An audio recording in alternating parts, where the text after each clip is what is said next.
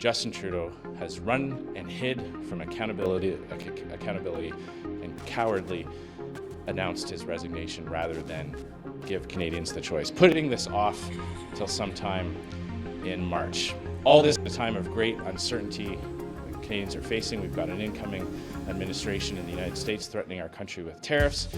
We've got very poor economic news in the past few weeks. Our dollar has been sliding, and as I said, 6 consecutive quarters of per capita GDP declines. All so that Grounded TV. Hey everybody, we got another Grounded TV video for you here. Today we're going to be checking out Andrew Scheer's press conference he gave this morning. And during this political time of intensity, we appreciate any communication from these officials. And I just want to give a moment to appreciate Andrew Scheer coming out, having this press conference in Ottawa to show he's ready and willing to work, unlike the Liberals. Here we go. So this is Andrew Scheer's press conference from this morning. I watched this morning already off stream. It's pretty good. We're going to watch just Andrew Scheer's part, and then it's only 10 minutes long, and then we'll go back to another video. Or David Eby, sorry. Was supposed to meet to start the consideration of a non-confidence motion in this Liberal government. Rather than allow that to happen, Justin Trudeau has selfishly shut down Parliament to avoid accountability. That non-confidence motion was being moved because after 9 years of Trudeau's government and this Liberal Party running the country, Canadians have been suffering through so much misery. Families going to food banks for the first time in their lives, families with 2 incomes, sometimes having to go to food banks to supplement their groceries. People turning down thermostats as the Liberal carbon tax has driven up home heating and utilities. Homeless encampments in tent cities popping up all across the country, 1,400 tent encampments in Ontario alone. Violent crime rising by 50% since the Liberals took office. All of this has caused so much suffering and hardship, and Justin Trudeau kept desperately clinging to power, even as more and more of his own MPs expressed non-confidence in his government. And rather than do what was right and allow the Canadian people to have their say in a carbon tax election, Justin Trudeau has run and hid from accountability and cowardly announced his resignation rather than give Canadians the choice, putting this off till sometime in March. All this at a time of great uncertainty that Canadians are facing. We've got an incoming administration in the United States threatening our country with tariffs. We've got very poor economic news in the past few weeks. Our dollar has been sliding, and as I said, 6 consecutive quarters of per capita GDP declines. All so that the Liberal Party can sort out its internal mess. Once again, Justin Trudeau and the Liberals have proven that they put themselves ahead of the Canadian people. Nothing will change with a Liberal leadership race. I mean, if we look through some of the candidates that are being speculated about, and some who have even indicated that they will likely run, let's look at Mark Carbon Tax Carney, as he's known in political circles.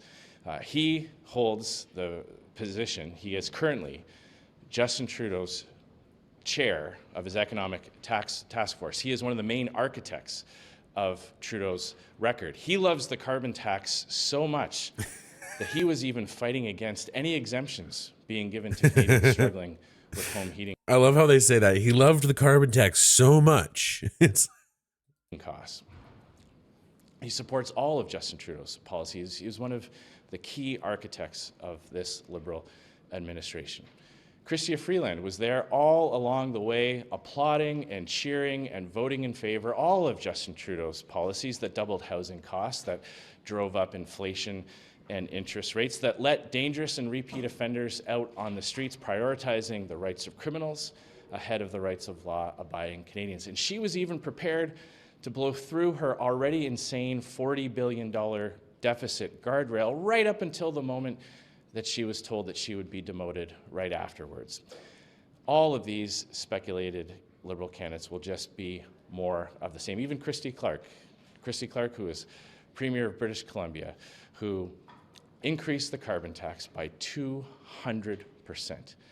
Canadians don't need this uncertainty and chaos as Liberal leadership contenders try to compete to show Liberal members who loves the carbon tax the most, who wants to run even bigger deficits, and who wants to plunge our country into even more misery. Canadians need a carbon tax election so we can put an end to all the misery and suffering and all the chaos that Justin Trudeau has selfishly put our country in.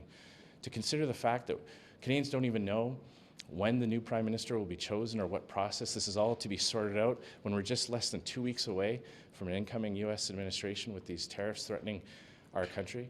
This was an incredibly selfish and self-centered move, once again proving that Liberals put themselves and their party ahead of the interests of Canada and of Canadians. And all of this could have been avoided, by the way, if Jagmeet Singh had have actually put his actions where his words were. Remember in September, he had that very theatrical display where he pretended to rip up the agreement with the Liberals, came right back into that House of Commons and voted time and time again, 8 times, voted confidence in propping up Justin Trudeau, even as more and more MPs, not just in opposition parties, but even in the Prime Minister's own party, had expressed their non-confidence. So that's why Conservatives are once again calling for Justin Trudeau and the Liberal Party to please, for the sake of Canadians' well-being, for the sake of those struggling families going through so much hardship. I mean, think of 1,400 tent encampments in Ontario. Life wasn't like this in Canada before the Liberals took office, and it won't be like this in Canada after Canadians vote them out.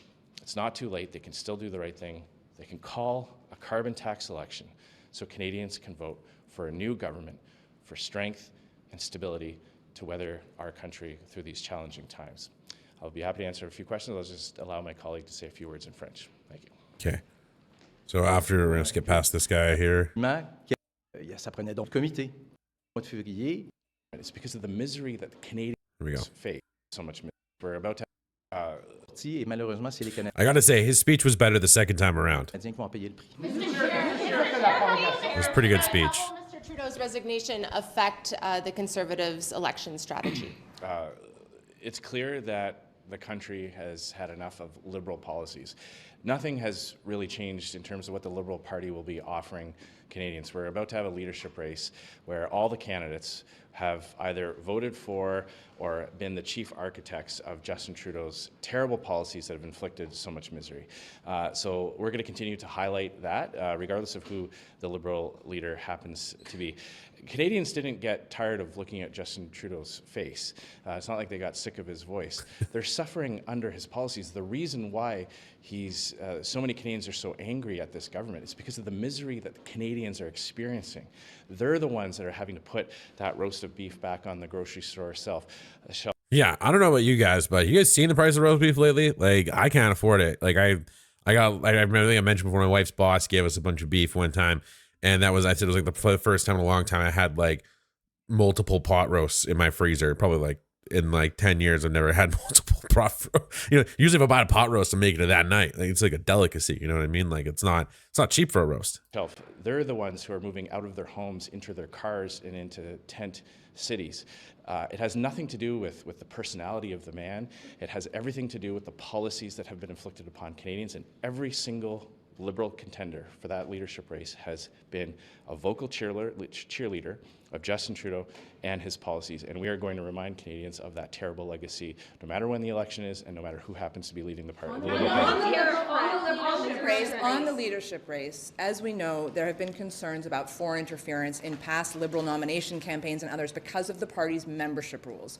What is your assessment of that, and do you have concerns about it going into a leadership race? Do you think the party ought to change the rules? Well, we've had major concerns with how Justin Trudeau and the Liberals have handled foreign interference. They've dragged their feet. They've resisted accountability. They still refuse to release the names of members of Parliament that were listed in the Security and Intelligence report. Justin Trudeau has never taken this threat seriously. He has sat on reports and recommendations and done absolutely nothing about it. So we are concerned, but we believe the best way to deal with all kinds of threats to Canada, including foreign interference, is to have a new Conservative government that will take these things seriously. Let's let Canadians decide. Let's let Canadians vote in a carbon tax election so we can close the chapter on this terrible Liberal legacy of 9 years of misery inflicted upon Canadians and finally start a new chapter. On the tariffs with the U.S., do you speak of strength that Canada needs? So what is your colleague, Jamil Javani, best friends with J.D. Vance, doing to advance Canada's cause to get a carve-out? You're right to point out that Like Jamil Javani is a very far backbencher. Let's remember that, okay? So it's not like he's in charge, like he doesn't have any sway with JD Vance to go tell Trump what to do. Like, you know what I mean? Like it's like to ask this question is just like silly, I find. It's just like trying to it's like a question trying to make them sound bad. Like, you know what I mean? It's like, oh, what about JD Vance's friend? You know what I mean? Like that's kind of like the way they're swinging it. I feel like it's just like is that really what you should be asking right now? I feel like there's a lot more important issues going on in this country than that, than who went to college with who. when a country has a position of strength, it's able to negotiate much better. And it's clear that Justin Trudeau has been personally very weak in dealing with the U.S. administration of both parties, by the way. About your colleague. Of both parties. Justin Trudeau had to capitulate to Donald Trump the first time he was president. He then backed down to President Biden, failed to get an exemption on softwood lumber or Buy America, failed to get new energy exports to the United States. So Justin Trudeau has been incredibly weak personally, and he has put our country in a position of weakness by imposing a carbon tax on Canada when the United States doesn't have one, chasing away jobs and investment. There are fewer voices in the U.S. fighting to maintain access to Canadians' markets. So our entire party, our entire caucus is focused on making Canada stronger, bringing in economic measures that will grow our economy, make more investors around the world fighting to get into Canada instead of fighting to pull out of Canada and invest in other countries. On foreign interference and the rules about the race that my colleague was asking about, you say the Prime Minister and his party have not released the names, but your leader has not looked at the report unredacted to see the names, potentially names that concern him, and take action. So now that we are going into an election clearly in the spring, what's your party doing for foreign interference to make sure that there isn't any in your party and in nominations? Well, we all know why Justin Trudeau wanted to silence our leader. He wanted to put our leader, Pierre Poilievre, in a position where he could know information but do nothing about it. Justin Trudeau is the Prime Minister today. He has the power to release those names. He has the authority. No. Of nominations, of signing nomination papers. So what's your party doing? It's very clear. It's very what's clear. Your party Well, doing you on asked foreign a question interference? about the report, so Well, I'm trying to answer you the question that you actually asked, even though you might not like the answer I'm giving.